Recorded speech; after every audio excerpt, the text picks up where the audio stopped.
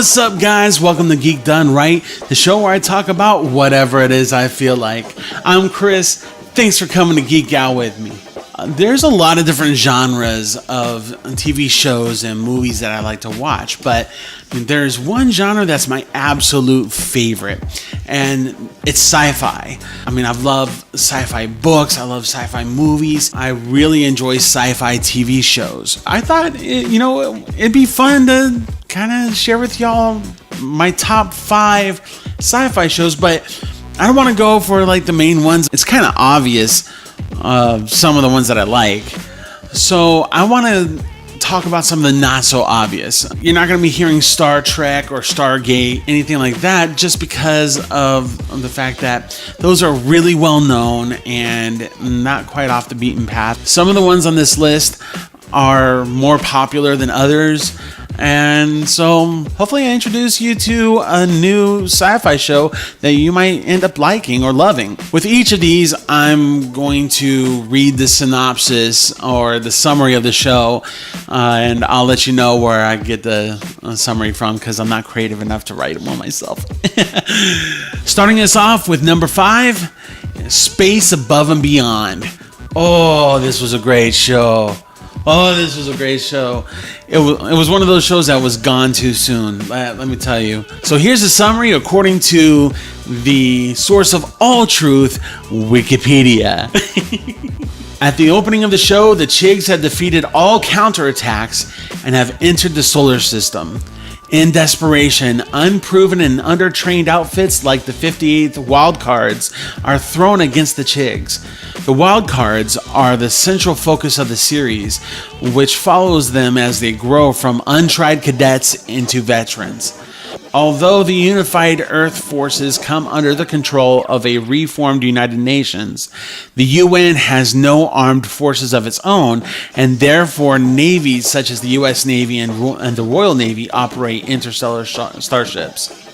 These guys are basically space marines, and I don't mean the kind that you see in Alien or Aliens, okay? To me, this was almost like a first of its kind of gritty, just real kind of show that's really heavily character driven, but also there's some great action sequences, and I just really, really enjoyed it. There was a deep story to me.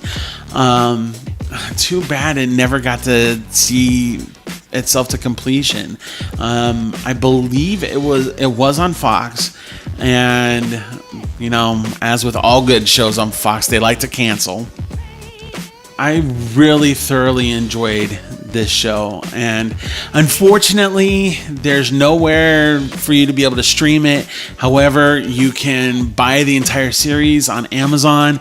I'll put a link in the description down below. Coming in at number 4, Earth Final Conflict.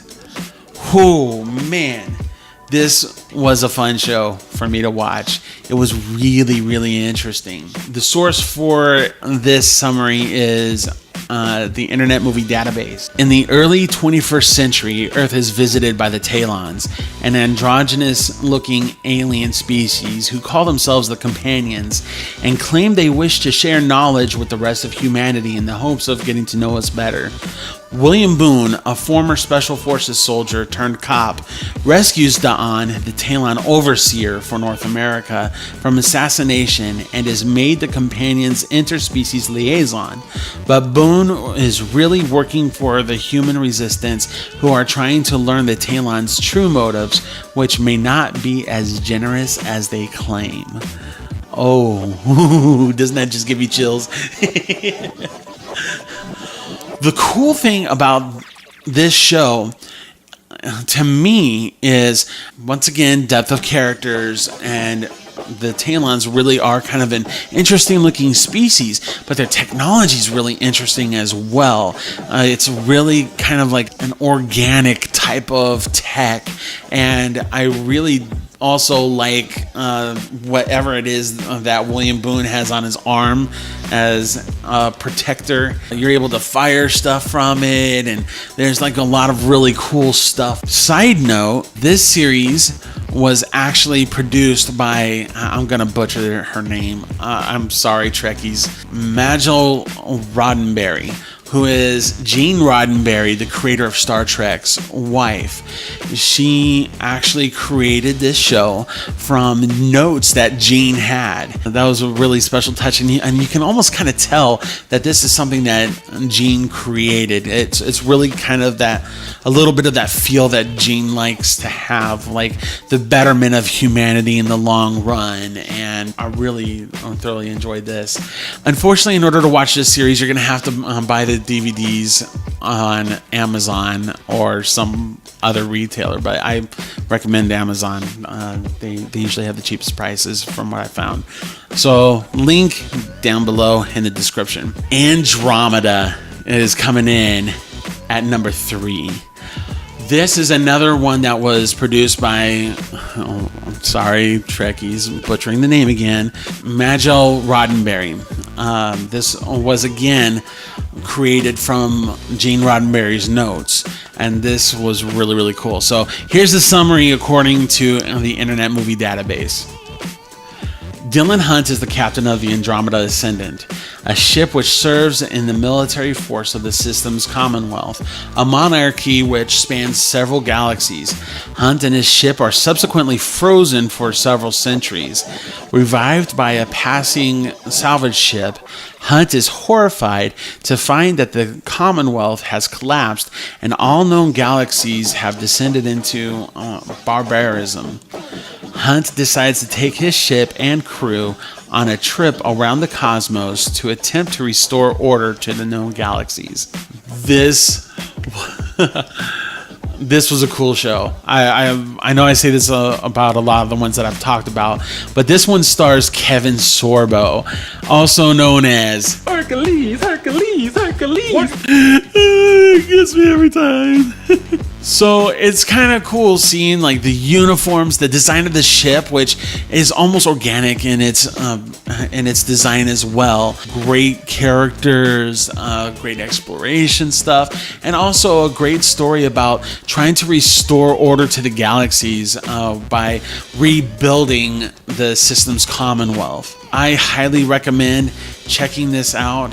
Unfortunately, the only way to watch this is by buying the DVDs. Once again, at Amazon, link in the description. Coming in at number 2 is Babylon 5. Oh, man. This show brings back memories. I mean, this was so good. Now, of course, you know, the graphics of like the ships and different things like that may not be up to par with today's standards and all that, but it really had a driving story, and also the aliens of the different worlds were really cool, from the Minbari to like the different species of aliens looked really cool, and the way that they worked together between their different governments, like the Minbari and the Centauri. And I just made a rhyme there. So here is the summary from once again the Internet Movie Database.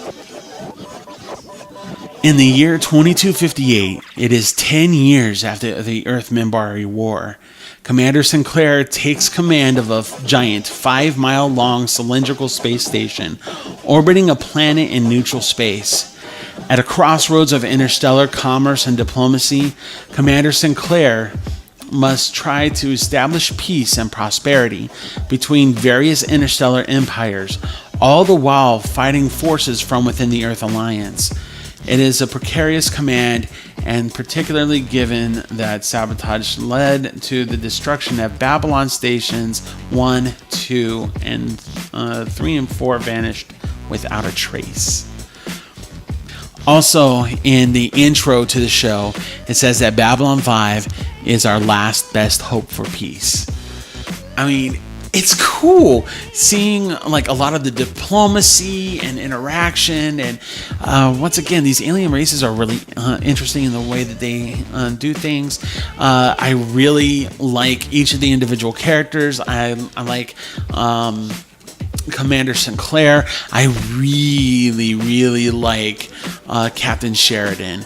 But my favorite character in the whole series, comes, I think, in season 3. He's a Minbari ranger by the name of Marcus. I mean, how can you not love a guy that purposely annoys somebody by singing this?